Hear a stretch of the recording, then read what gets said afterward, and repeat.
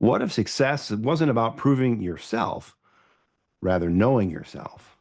In this episode, I sit down with Emmanuel Manolakakis. I think I got that right. You got it. Martial, martial artist, teacher, and founder of the Fight Club Toronto to explore how simplicity, presence, and intentional habits can help you master what matters. We explore how rituals and clarity shape your character and sharpen your ability to lead, connect, and respond to with purpose. Whether you're building a business or navigating everyday challenges, he offers grounded wisdom to help you stay centered, take decisive action, and create space for what really moves the needle in life and in business. Welcome to the Lead Machine Growth Show, where you will discover how to tackle your tech, master your message, and design your dream. Paul Guyon, the mastermind behind the Lead Machine, introduces you to trailblazers who inspire you to implement life-changing solutions and systems you can model to nurture your leads and get your offers seen by your ideal clients who will invest in themselves and you. Be sure you visit our website at www.leadmachinegrowthshow.com. While you're there, subscribe to us via your favorite network. Now, tune in and get ready to transform your vision into reality. Welcome to the Lead Machine Growth Show. I'm Paul Guyon, your host, Lead Machine coach, and the founder of the Lead Machine Marketing Group and Mastermind. And I'm dedicated to helping you tackle your tech, master your message, and design your dream life. So whether you're starting out or taking your business to the next level, let's get this conversation started and turn your dreams into reality. Emmanuel Manolakakis is a Hello seasoned there. martial artist. How are you, sir? I'm I'm well. How gonna. are you? I'm awesome. Awesome. You Great. are the founder of the Fight Club in Toronto and Yeah. creator of the Masters Method. Yeah. You've trained elite athletes, law enforcement, and Yeah. everyday people.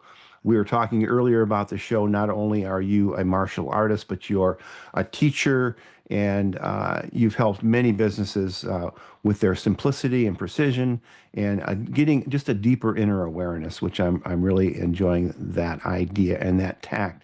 So whether you're on the mat or in life, his message is clear. You're not just a skill or a set or a title.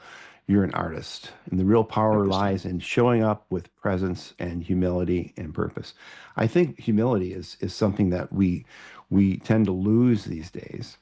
Mm. But in your field of work, um, humility is sometimes a starting point. I mean, a lot of people come in and they want to fight in their uh, or in business they just want to be aggressive, but Yep. really that isn't always necessary. So No, welcome to no. the show. Welcome Yeah. to the show. Thank you so much for joining us on this early Wednesday morning. Yes.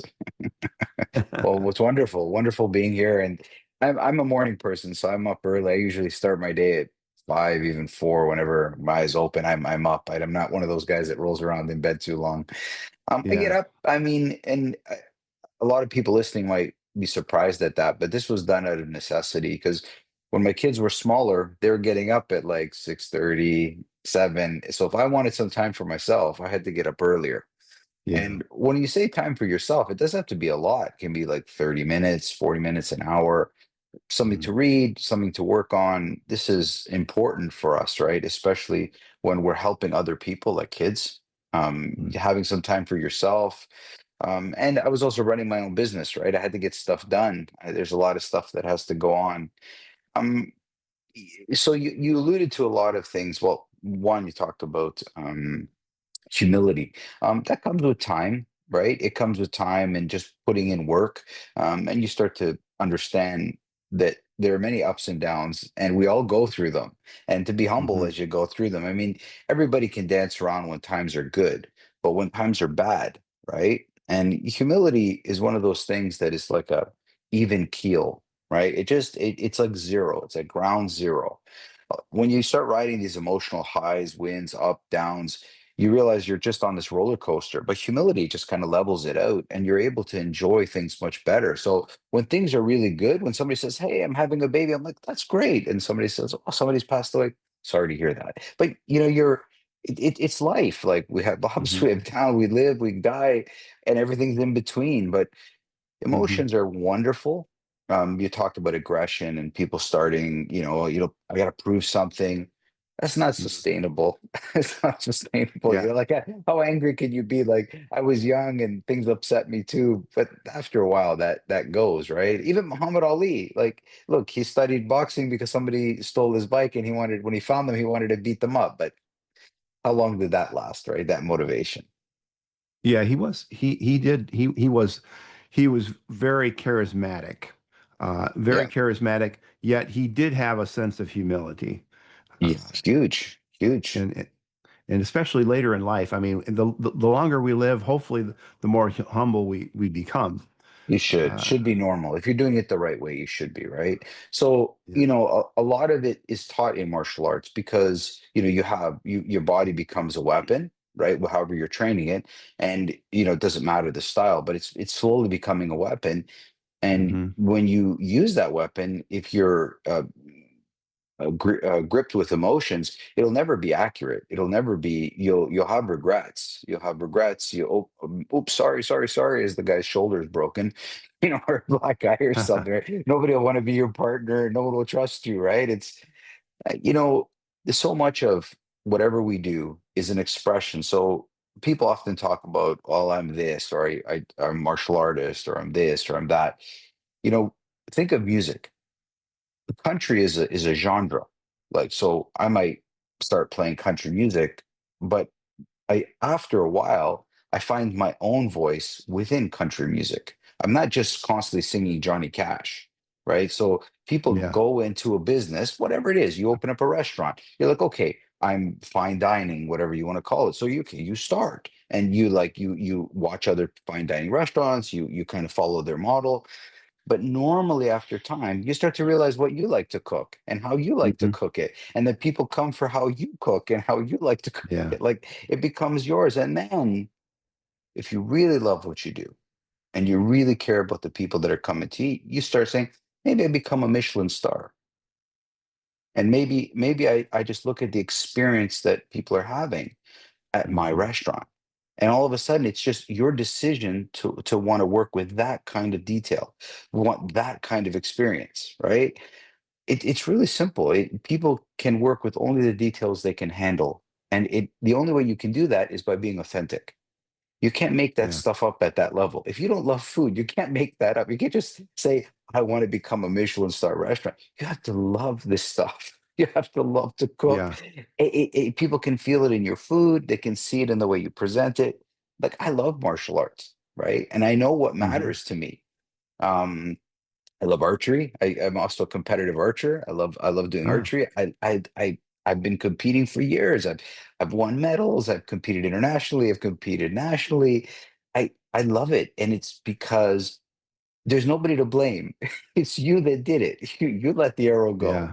If it wasn't good, you don't have to let it go. You can wait, do it when it's ready. But people, the idea of precision, of being very accurate and authentic was so good, right? That's lots of music. Let's think of it. And so, all the business people listening now, I'm sure the business you're in will have many competitors, right? In some businesses, Hmm. there's more than others, right? So, what will separate you? What separates you is when people see your message is authentic. It's who you are, and they're always checking. If you say one thing and do another thing, it won't work, right? You have to Hmm. keep that authentic message going on. And how do you do that? By getting to know yourself. Like, what do? You can't do everything in life, and not everything has to matter to you, but just show people what matters to you. It doesn't matter to me to put another person down in martial arts. That was like early years. Okay, put a guy Hmm. down and beat him up. That doesn't matter to me anymore. I realize that guy that I'm beating up or I'm training with maybe might be a great friend of mine. And it doesn't matter to me. But what matters is maybe that I show control. Maybe it matters to me that I find the right amount of effort. Maybe I consider the person like, we all have aggressive tendencies. We all have bad parts of us. Like an egg. I want to crack the shell. I don't want to destroy the yolk. It's not like I need to smash, I want with precision to crack a shell that a person had so that we can get at the good stuff. But so in many cases, When people talk about sales, I go, somebody comes in wanting to purchase something from your business, they have a natural resistance. You just need to crack that shell. You don't need to break everything inside the person and change them completely. Just give them some suggestions, right? Right. And so we're talking about business today, but we're also Yes. talking about life and Hmm. how, in what ways can your training, what you do, martial arts training principles help business owners follow through with consistency? And you're talking about accurate actions. And so how can those help them become more authentic and respond to people who are coming into their business Of course. and present that authenticity so that people want to do business with them. So there's two ways. First, you have your employees, right? So you have this one, and I Mhm. was I was a manager and a director at a big phone company. So I had a lot. I mean, had a lot of employees that reported Mhm. to me directly. So one Yeah. is so there's there's your company culture, right? That's for sure. You want to attract the best, right? Right. And Hmm. how do you attract the best? Like, listen, I know there's this in the business world. You have what's it called that I'm trying to think of the word now. It's like where they care about you. Oh, um empathy. and then there's Empathy. sympathy. It's like, work-life balance stuff, right? Oh, Listen, yeah, yeah. I was doing that before it was ever. I don't care. Anybody that knows me understood. When I was a manager at that time, it was like, get as most as you can out of the employees. Your management, think of the company, you're making profit. These are employees, you're paying them. And that I was like, I cared about all my employees. How's family? How's this? How's that? I always employed that, well, okay, like I always took care of people that way. It is a balance, right? You have to get to know Mhm. the person because you want a good culture. I mean, if you want people to care about you and your company, you have to care about them a little bit, at least somewhat. And it has to be Yeah. authentic. It can't be a line that you say, right? It's not that. So that's first. Now, if you have that in the culture, then the employees are then going to turn to the customers and show that because they give what they get. It's really Yeah. so solve when it comes to customers. It's same in martial arts. I can't control how somebody grabs me or punches me or kicks me. I'd like to think I can guess. I can try predict, but that Hmm. takes so much energy. As a business owner running a business, trying to predict stuff becomes exhausting. Okay, I still remember Y2K. Do you remember that? I don't know if you're Oh, around, yeah. where everybody I thought, do. oh my, the millions of dollars that was spent at the company I worked at predicting what would happen for nothing. Nothing happened. They just rolled over. But it was It the did. amount of resources, like energy wasting. The moment you stop trying to guess, I didn't say don't plan. Of course, plan, but Yeah. there's no way now. Listeners that are a great book that would really that is it's by Annie Duke. It's called Thinking in Bets. Wonderful book I read. It should be a martial art book in bits. So basically the book boils down to how do you make a decision when you don't have all the cards, which is poker. She was a world class, she was a world champion poker player. And she just sat there. She goes, and all listeners that are listening now in business world, even in the sports world, here's the dilemma you have. Do you know the difference between a good decision that had a bad outcome or a bad decision that had a good outcome? That's a slippery. There's a lot of poker players, like they make a bad decision, but they have a good outcome and they think, oh, I'm so good. And then they do it, they end up losing it. There are times in Hmm. life where you made a great decision in business and then it just didn't have a positive outcome. That's all. Right. Yeah. But if you do that good decision again, it will happen more likely than not. Like, so Yeah. you got to say to yourself, nothing works all the time. This is the big illusion that drives me crazy in the martial art world, where people start talking about styles and and they say, well, this is better than that.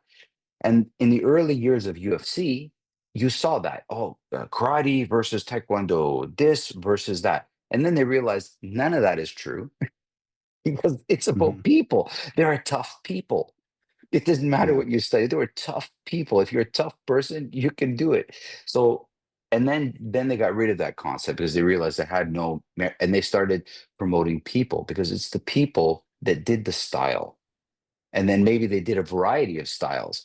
But what you saw was their personality. And listen closely for all those listeners. You don't worry about what business school you went to or what this. You have to look at, of course, there's education, there's formal training, but then there's your personality. What do you do naturally? Do you care? Make sure, like, it's a voice, like a singer's voice is very clear. Johnny Cash's voice is clear. But there was a time when Johnny Cash was singing, and they're like, yeah, maybe you change your voice, but that's his signature. That's Yeah. who he is, right? As a martial artist, everybody was like, you have to be hard and mean, but that's not me. I couldn't do this. So I figured out how to be. So when I'm confronted with a bad guy, I need to not become bad to deal with him. I wanted to show the bad guy that you should be good. And I showed him how powerful good is. Mm-hmm. That's the reason for all spirituality that people have. So like, have a strong spirit. When all hell goes, when everything hits the ground, you need to have a strong spirit, a positive look, and humility. Right? Most of the good spiritual practices have humility built into them. They're all the same in many ways, right? So how this all comes down is stop trying to control things that you can't control. Try to understand the conditions with which they exist. So if you have a customer that, let's say you're like, for me, it was people buying a cell phone, right? They'd come into a store and they wanted to buy a cell phone, right? Well, there's many types of cell phones and there's many companies that they could go to, right? So Mm-hmm. why would they come to you? Just understand that clearly. And what can you do for them? And in many cases, it has very little to do with like the phone and all the features. It's, do they like the person that's in front of them? Yeah. That's it. Yeah. It's why I buy a car. I mean, I can go to many dealerships. I understand the price will vary a tiny bit and da da da. But if I go and I talk to a guy and he gets me, he connects with me somehow, takes the Mm-hmm. time to kind of know me a little bit. It'll take a long time.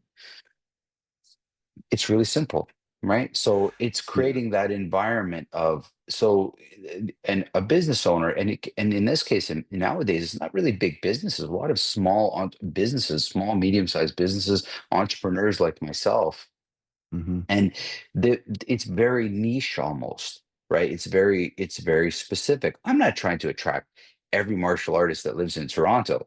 I'm trying to attract the people that want to hear my message and like Mm-hmm. what I'm having to say. And then when they come to me, I'm not trying to create clones of me. I'm saying, okay, I found my message. So you see my authenticity. You see the way I punch, the way I kick, the smile on my face when I'm wrestling, Mm-hmm. when I'm training with whatever it is. There's no different. When you see me, when I'm beating on somebody, I am thinking it's your birthday. I'm not thinking about how to hurt you. I'm thinking about I'm happy for you. You ever seen an athlete score a touchdown? The team grabs him and smacks him, and you see they're so happy for that person.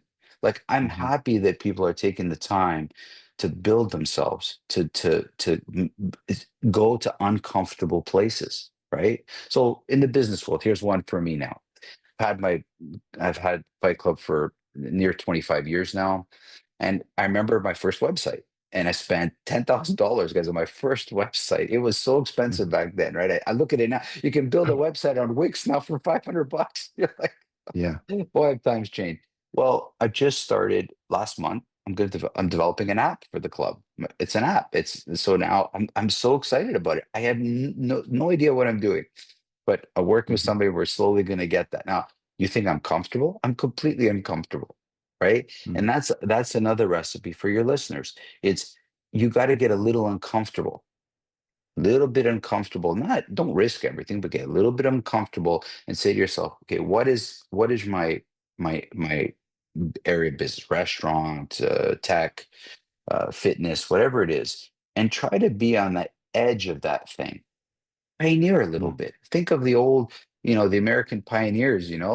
Somebody went uh, 10 kilometers east, and somebody went 10, and somebody got a little bit more daring, right? Mm-hmm. Think of our ancestors. Before we were conquerors, we were explorers. I mean, before you decide in martial arts to conquer a person, maybe you should explore them a little bit. Maybe you have a lot you can learn from them before you decide to conquer them. Maybe you don't want to conquer them. Maybe you like what they are. Like, Mm-hmm. these are decisions that people can kind of look at. Like, first explore your genre, your area, like martial arts for me, fitness. Explore what can be done with this thing, right? Even in the tech Hmm. world, just find that out. And when you find that out, understand the person that's getting that. That's what I loved about the iPhone and the Apple, the whole Steve Jobs thing. He just said, I want a phone. I want the ease of use of a phone. Not Hmm. everybody's gadgety. They just want something that works, and is simple, and you can never underestimate that, man. It's really, and that's where the minimalist thing comes in for me, right? I don't, Yeah. yeah, that's really important. There are so many people in the business world running so many things, and it confuses the end customer, right? The message needs to be clear and simple, and the products need to be work for people. Like, just make, you see restaurants where they've got everything on the menu. Hmm. You just got more things to manage now, right? So I'm a big fan of, like, having minimalizing your stuff, but just doing it really good. Like, be really proud of what you're doing rather than just doing a lot of stuff and being scattered everywhere, right? Yeah, it's a confused customer doesn't know how to buy, doesn't know what to buy. And so 100%. if you can focus on what, like you said, knowing yourself and what you're good at. I mean, Hmm. I happen to be I have an IT background and Hmm. marketing background. And so I can do a lot of different things and people come to me for a lot of different reasons, but it's really hard to market a lot of different things. If you go to, like you said, you go to a restaurant and they've got pages and pages and pages of dishes that they offer, and it's really hard to decide. And so some people like that, but I find it exhausting. It's And exhausting. It you is. go to a restaurant with your family, and you may have some people in your family, and I do, who have trouble making decisions and have trouble deciding, well, what do I feel like today? And it takes them for a long time to order. Yeah. And so, yeah, a confused buyer doesn't buy, so it's difficult. For for those listeners, for Fight Club, it's three words that define. So when I've gone through, if you haven't done a marketing plan or a business plan for that matter, this is important. I spent almost 8 months on my business plan. It took a while, but it was the Mhm. best thing I ever did. And it come down to three words, and you've got to believe it. Like, it's not just something you're writing on paper to check a list. You got to do some soul searching, right? So first is Mhm. the three words is practical. What I teach is really practical. There's no doubt. It's practical for not just fighting, for life. It's just a practical art. Second is it's very powerful. Applied properly, it's very powerful, right? And then thirdly, it's very unique. The training methods are really unique. These are not my opinion. These are what I've asked students when students come try my classes. And again, here's another one. If you're an entrepreneur or a small business, you don't have a lot of money to spend on consultants. Look, Mm. there's a lot, but it's really friggin' simple. Just go to your customer and just be honest. And you know those people that are honest. You meet those people that are just salt of the earth. They just tell you, what. They're not Yeah. everybody. Some people are just to make you happy, but other people will be brutally honest, especially other entrepreneurs. And I asked them, I go, listen, was what you read on my website? Because I asked them, did you go on the I want to know what you read on that website? And if you haven't, go there and read it. And what you experienced on your very first class, or even two classes, that's it, not the whole thing. Was it what you read? And everybody very clearly says, yes, good. That you want to be, I don't want to be misleading. I'm always checking. I'm always double Mhm. checking. I go, no martial art, no business can be for everybody, but it's for somebody. And if you find that person, so for me, it's three things. And from those three things, I make sure I teach kids, I teach archery, I teach martial arts, I teach health classes, I teach mental training for business or elite athletes. And I say, is it practical what I'm showing you? Because I'm a practical guy. I'm pretty practical. And is it powerful? Power is really good used in the right way. Powerful messages, powerful people. They're not angry people. Powerful people, you can meet a very small person that carries a lot of power. And if you don't know who it's like, go somewhere and watch a leader. He's carrying power, right? General, Mhm. the honorary guards, that sit. Look how proud they are and the power they carry just by the way they walk, right? They're not angry, they're not doing silly stuff. So, going through your business and just saying to yourself, okay, I don't need to hire consultants. Not that there's anything wrong with them, but I'm just talking for small business. You don't have that much money to spend thousands of dollars on consultants. All you have to do is just talk to your customers, man. Talk to your students.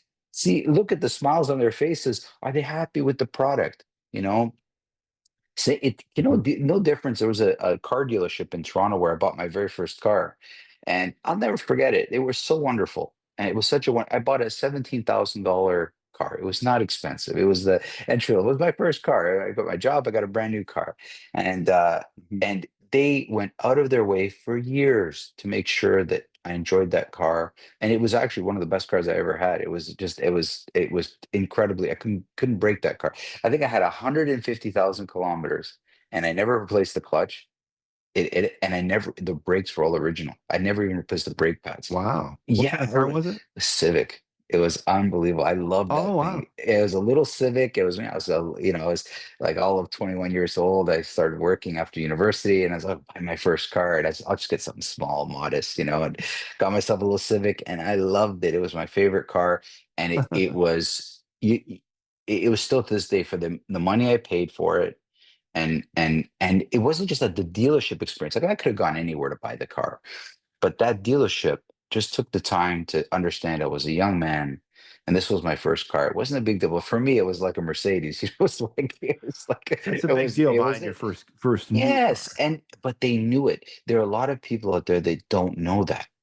Like, they don't know that. It's like when, I don't know if you have kids, Paul. I'm not sure, but if We have six. My wife and there I you have go. six between There us. you go. Yeah. So until people have experienced that. But now when somebody says I have a kid, when that word comes in your head, it references all that it is to have a kid, right? And you have things in common with And you that have things person. in common. Exactly, Yeah. right? Yeah. And it's the same when you go through death, and it's the same when you go through tragedies, and it's the same when you have reference points and you connect with people, right? That's Mhm. all. Yeah. So Yeah. that's why I love these small communities. Everybody's so aware. Like, I love that. It's like you could be a mile away, on a farm, and as soon as you go out, your neighbor will see that you're outside from a kilometer away, right? He'll be like, Yeah. "Hey," he'll just put his Hey. hand up. Whereas you could walk right by somebody in Toronto, like literally 6 inches from them, they won't look at you. They don't even know you're there. They're completely phased out, right? So Yeah. awareness is not a distance. It's inside you. You decide to look, right? So again, as an entrepreneur, you don't want to be narrow-minded. As business, you don't want to be narrow-minded. You don't want to love what you do. You want to do what you do authentically, and right, and then be open to what it is, right? Like, I understand how some people see my training. There's natural haters or natural people that are skeptics. That's fine. We need them. They kind of clarify our message, right? But Yes. can you imagine going to Johnny Cash and say, this is not music, the hell are you doing, rock and roll? And there, or the guy, or Metallica going to, like, you know Taylor Swift and say, this isn't music. You'd be like, shut up. Like, let me sing my song. But let me sing my song. Is it okay if I sing my song the way I sing it? And people are Yeah. unhappy. This is the funny thing. I'm doing something, I'm happy, but people are upset because I'm not doing what they do. Do you see how silly that is? That is It's silly. so it's so silly. So authenticity as an entrepreneur, by loving what you do and then asking your customers, students, the people that you're interacting with, asking them, is the way what your business is that how they saw it? Is the experience seamless? Right. And it doesn't have to be a customer survey. It can be, if you want, or just talk to them. Like, just get on the Talking to ground them and is a talk to great way to them. do it if you It's the can. best way to do it. Yeah. I don't want to feel sorry. I want to talk to somebody, and then you listen. That's all you got to do is listen. And Mhm. they'll tell you if you're listening.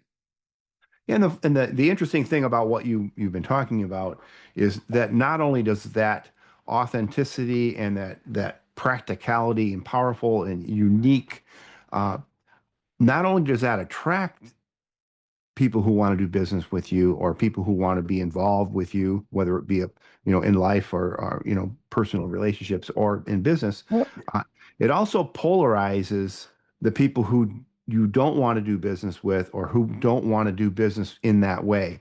And Yeah. you don't, like you said, you can't be all things for everyone. And No. like that menu at the restaurant, that Grandma's Kitchen was the place. Grandma's Kitchen, a restaurant in Traverse City. They had an extensive menu, and a lot of breakfast stuff. And Yeah. I liked one or two things, and whenever I went there, I just said I ordered that because that's what I liked. But I Yeah. didn't. Looking at the menu was confusing. Yeah. So here's another thing that I do. So as an entrepreneur, I always want to check. I have like a little kind of a check that I use because I'm a teacher, right? First thing I have to discern is, can I teach you? Yeah. Are you teachable? Because not everybody's teachable. And then the second question I ask myself is, am I your teacher? Like I Mhm. have to connect with you. So I always tell people to come try a couple of classes at Fight Club. And I kind of hide it as, oh, it's a trial, it's just to see how you like it. But it's more to see how I like you, right? That doesn't mean I don't, there are some students that I didn't like them, but I could teach them. I knew I could teach them, right? And others I connected with right away. I love both. I don't go away. All the listeners, there are some things out there that are no good for you, that are no good for you. You know it, like chocolate. You know that, like cookies and stuff. You love them, but they're no good for you. But there's Mhm. the reverse. There's the things that are good for you, right? And that You mean you like dark avoid them. chocolate? Yeah, well, it's not the same. What I'm saying is there are those people out there that are difficult in life, but they have a lot to teach you. So that is what I want everybody listen. This is the important thing. We're all going to be faced. I mean, finding something you like and doing it's not as unique as there's something I don't like. Like fighting is a part. People really don't like confrontation. But if you learn how to live in that place just a little bit, it can teach you a lot, right? Pain can be a wonderful teacher, right? It Hmm. doesn't have to, like, you don't have to go away from it. Like in sports, there's lots of setbacks. I mean, happens all the time. It's the very nature. And then what happens? You want to build from it. And here's another book. So first there was Annie Duke's book about thinking in bets. Next one is Nassim Taleb, a book called Anti-Fragility. Great book it's about unpredictable, chaotic situations in life that create so much disorder, which is a small business, to be honest. There's a lot of disorder. Yeah. But from that, if you learn how to survive and learn there, you can create a diamond. But so whatever hardships I'm facing, if I go through them the right way, a stronger person emerges in the back end. So Hmm. entrepreneur at the beginning, I didn't know what I was doing. I had no business background whatsoever. I never even thought of it. The whole Fight Club was a product of necessity. My instructor was way up north of Toronto. It was and traffic was getting bad in Toronto. And then I got married and I was having my kids. I was not going to be able to travel an hour, train for an hour, come home for like a 3 hour away from a young family is just not going to work. So I Yeah. wanted to start a small little group very close to my house where it was convenient for me to train.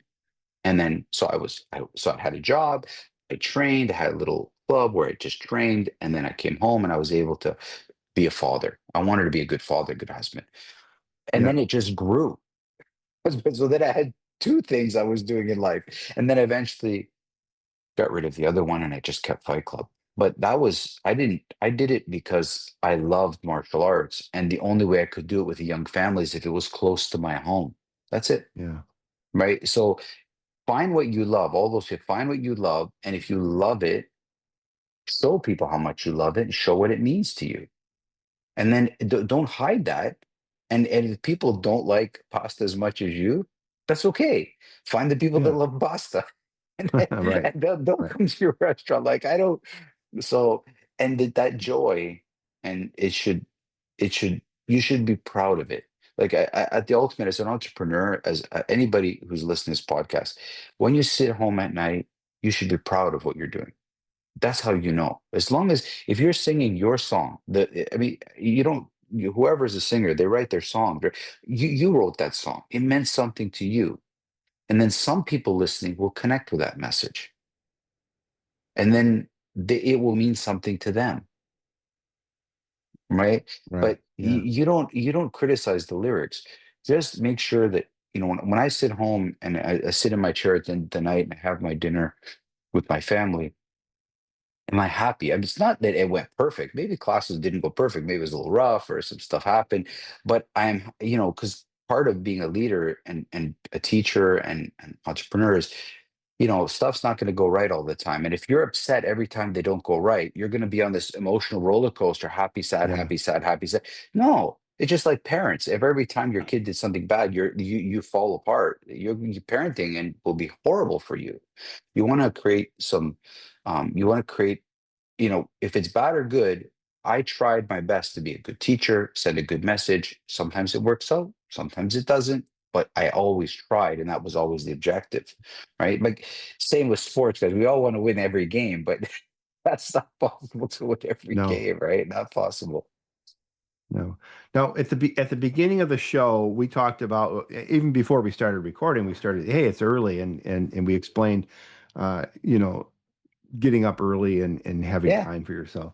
yeah, One of the things that we talked about was creating rituals and and yes, habits. And of yeah, course, my LLC is called Habit Force Media, because I believe if you change your habits, you can change your life. And yes, so, how can rituals, and sometimes those rituals become systems that can be repeatable, so you can get results, which is mhm. important when you're an entrepreneur. How does that?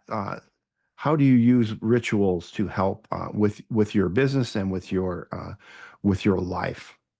Yeah. So first, so habits are really good, and people need to dig deep into yourself and understand what habits. So if there's, something that I do, there maybe there's a quality I want. Like I want mm, mm, exercise, the habit, be going to getting into a habit of going to exercise or reading, for that matter. So what Mhm. you do is when you deem something important to you, you want to put a ritual in front of it and behind it. So Mhm. look at brushing our teeth. We put a ritual. Wake up in the morning, brush your teeth. Before you go to bed, brush your teeth. There's a ritual. That's what I do just before I go to bed, right? There's a ritual of coffee in the morning. Get up. eh, You put a ritual in front of it, right? And that anchors it. Okay. And these are good, and people should place them all around, the ritual around almost everything that you can. It reinforces the habit. So if I and it's now there's other, maybe a habit I don't have. So let's say going to the gym is not my habit. So Mhm. it is, but let's just say it's not. What I would do is I would say, how about at nighttime I make a ritual of packing my bag so that it's already ready at the front of the door. So that little ritual, when I wake up, it's already ready, gotta go, right? Yeah. Or Uh-huh. maybe I make a habit of saying, hey, John, want to go to the gym with me every day? All of a sudden, I have somebody that's going to meet me there. Let's go for a coffee and then we'll go to the gym together. Now, all of a sudden, I have a Yeah. friend, which anchors that, right? And habits, and same in business, right? Doesn't matter what it is. Like if you, whatever habit that you'd like to form, put a little ritual in front of it, and it more likely will happen, right? It's really, really important. So, is that where you're getting at, or you want something more concrete? Yeah, that's well, an example of that. I just had a guest on the show, and in fact, her episode airs today. We were Mhm. talking about pay yourself first. And Yeah. one of her rituals or habits was on every Monday. Um, she would go and transfer. She would look at the previous week and look at what money came in, Hmm. and she would take a percentage of that money and put it in a specific account that was separate from everything else. That was your business owner's account. Is as a business owner, you're not only an employee who should get paid, but you're Of also a course. shareholder. You're a shareholder in that business, and this is a concept that she was teaching, and that habit, that ritual was to pay yourself first. And you would watch that money grow. And of course, you would have a goal for that, what that money, your money should have a job. The money, every Mhm. dollar should have a job that you had that you were teaching. So that ritual was every Monday you would look at the previous receipts, and you would take a percentage of that and put that away, and then of course you would put things in other buckets also. But so that Very. ritual of looking at your business helps you grow your business because of that habit. Mhm. You see that deposit growing, and then so quarterly you would look at that and say, okay, now I'm going to apply this to that goal I had, or maybe I haven't reached that goal, but I'm going to continue to build that until I reach that goal, what that money is for. Maybe that's a new piece of equipment, or a new training, or an employee, or whatever it might be. So that's the kind of habit. Now, the kind of habit that you mentioned at the top of the show, was, yeah, I've got kids. I've got young kids who wake up at 6:30. So I need my self time because I have a Yeah. business, and I want to pray, and I want to Yes. maybe exercise or reflect on what I need to do today to prepare myself so that I can be fully present when my children wake up. So I get up early. I get up at 5 o'clock or 4:30 or whatever to go do and set aside that time to do that. And Yeah. so, And that comes, though, Paul, from like deep reflection, though, of saying what matters to me. It yeah, matters to me to be a good father. It matters to me to be a good teacher. And I can't do that if I'm not taking care of myself, right? Like yeah, you'll often hear men say, if I asked you, would you die for your kids? And most absolutely. men would say, absolutely. But then why won't you live for them? Yeah, good You see, question. people don't exercise, they don't eat right. I'm not saying to you you need to look chiseled and have it. It's just for your life to be. I'm thinking about being a grandfather. Like I'm already like my kids are my daughter's 21 and they're not anywhere near it. But I'm thinking, God, I want to be the coolest grandfather. I want to take my kids fishing. I want to take them camping. I want to be good for them because it's like that's the good thing about being grandparent. We get a second chance at doing everything with our grandkids, right?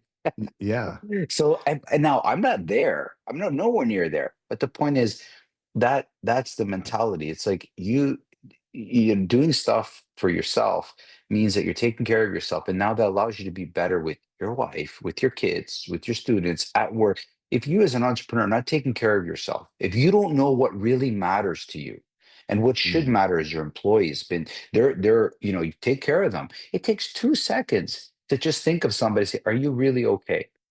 Get a good know what they like. You want a coffee, take care of them, make sure they're exercising, make sure they have a good, they're not going through trouble. You take care of them, they'll take care of you. It's really simple. So taking that, showing up to work, you got to be ready to go. You got to be, and you can't do that if you're don't know what matters and haven't taken care of yourself, So yeah, very important, very important. But it's also not difficult. It requires a little bit of time, right? yeah. And I love that. And if there's a really great book out there. It's called Think and Grow Rich. Mm, And yes. and this is where was the genesis of the company name that I have, which is it's my LLC. It's Habit Force Media. Uh, there are the habits that you create, whether they're positive or negative. There's a certain point at which they're really, really hard to change. And Yes. so I like grounding them in who you are and what matters to you most. And he Mhm. doesn't really teach, I guess he does teach that in a way, but not in quite articulated in that way. Knowing what's important to you, and then creating habits around it, so that reinforces. There's another book called Atomic Habits, Yes. I and he heard. talks about habit stacking. And so, Mhm. so if you want to change a habit, well, you stack. You have this morning ritual that you might have. So if you want to read a book, well, then part of your morning coffee, you could add on, I'm going to read for 10 minutes or 15 minutes or a chapter, or whether, if you want to become more spiritual, or if you want to learn a skill on parenting, you can Yes. you can take that coffee and add something to it. So those things are super important. And I learned a lot from the Napoleon Hill. In fact, one of my mentors was coached by Napoleon Hill. Mm. His name is Ben Gay III, and Mm. he has lots of stories about Mr. Hill and how he would call him out on some of the things that he was doing and teach him uh, Nice. to adopt better, more healthy habits in selling and in business growth and in life. So I think Nice. habits are important. Like I said, Yes, they are. if you want to change your life, change your habits. Yeah, just put a small ritual in there and it'll be anchored. It'll be Yeah. solid if you put a ritual for sure. Just think of brushing your teeth, washing your face, saying a prayer before you go to bed. Like these are these rituals really do help. And then they're not hard. Just little things, right? Make a huge difference. Yeah, I like what you were saying earlier about when I was asking you about, I was kind of poking at uh, business leads and things like that. And you started with culture. You started with your employees. And if you want to have a company that really serves your customers well, your clients well, first of all, call them clients Eh, instead of customers, because customers are more transactional. Clients yeah. are relational. And So- when you have a relationship with either, whether it's your virtual assistants or if it's your employees, and you treat them with the respect that you want to be treated with, then they're going to then in turn treat your customers and your clients like clients instead of customers. And I think Nice. that's really, really important. It Um, is. It is for sure. Yeah. so what we're kind of getting down to the end here, but I wanted to Okay. ask you about one more question. Sure. Being in the clouds and in the dirt will teach you a lot. What do you mean by that? So I'm trying to remember where I heard that. It might be if I don't know if it was his, but I think I heard it on a Gary V podcast. So Uh-huh. Gary Vaynerchuk, he was very good. He's a Yeah. great marketing guy, right? Yeah. Hardcore, but I like Hardcore. him. Yeah, A lot of hardcore, profanity. but yeah, but so, and I take this. So in martial arts, the dirt would be get on the mat, start wrestling, you know, get with somebody you don't like that doesn't like you, and all of a sudden just like it's dirty. Right, it's like Yeah. wrestling with the pig. You're going to get dirty, right? Yeah. The pig doesn't care. You're going to be all dirty. He didn't care. Um, Yeah. and then the next hour, what is life about? Like really high level. Why the hell am I doing this? What's the point of this? Like it's Yeah. like, go, take money, take $1,000, go spend it on a shopping spree, and then stop and go to a church. What is this all about? Like why am I making money? What is this doing for me? Like being in those two chairs, like I look at a customer service representative, like somebody that's taking care of the bare bones inquiries. Like I'll never forget the biggest question that was asked when I worked at a cell phone company and people would go buy a cell phone, then they'd have to call into customer service to get it activated at that time, right? And they were so they the biggest question is, I'm dialing the number but I don't hear anything. And they didn't know they had to press send. That was the Yeah. level we were at, right? And at the Yeah. time, Mike, I would it was crazy to just press it. And they were, oh, I have to dial another number. I thought this was better. It's so funny to me. I look back Uh, now, those years were really, really unusual years. And in Microsoft, I remember their number one question to their customer service was, I can't find the any key. So go home, they turn on their computer and it said just Press press any key. any key. And they're looking, I don't see any I key. can't So decide which one that is. where's the any? No, they were looking for a key called the any key. They Right. didn't realize just any was terrible. Uh, And those so so you have a lot to learn. If I'm an owner and I go listen to those calls that are coming in, I'm going to learn a lot. And then if I take that customer service rep and I bring him to a board meeting and he sees shareholders and he's okay, now I understand how a company works. Like you see, but it's that middle manager. It's that place in the middle where you learn nothing. It's like the middle manager, he's just trying to make the people above him happy, and he's just trying to take care of the people, but he's lost sight of the vision and the end customer. It's really tough. And as an Yeah. entrepreneur, and even in martial arts, we tend to we like doing things that we're comfortable with and we're happy with. The problem Hmm. is you have a lot to learn by understanding like way out there stuff, and also by getting on the mats and getting dirty. And then those things have to teach you. Don't stay in that the comfort zone too much. You want to always be a little bit uncomfortable, and you grow, right? So we challenge Gotcha. ourselves. And in school, like, so you have a lot to learn. And that's what I meant about the clouds in the dirt. Just go real high level. Like that's why it's good to have a good spirit, because it's way out there. It's like life and big picture, and years Mhm. ago how people, and then go right down and what's it like at work. And yeah, it's Yeah. I think I don't care what anybody says. I think you go back 2,000 years ago, I think they were talking about, oh, traffic's getting crazy in Rome. I think they had the same issues we had. They had the same Yeah. parenting issues. Oh, our teenage kids. I think it was the same, just different nuances, to be honest with you. But I think the problems are all the same. And one of the things about me, I've been like martial artist, and not just teaching in Toronto, but I do international seminars all over the place. I've been to Hmm. countless countries, Australia, China, you name it. And it's the same.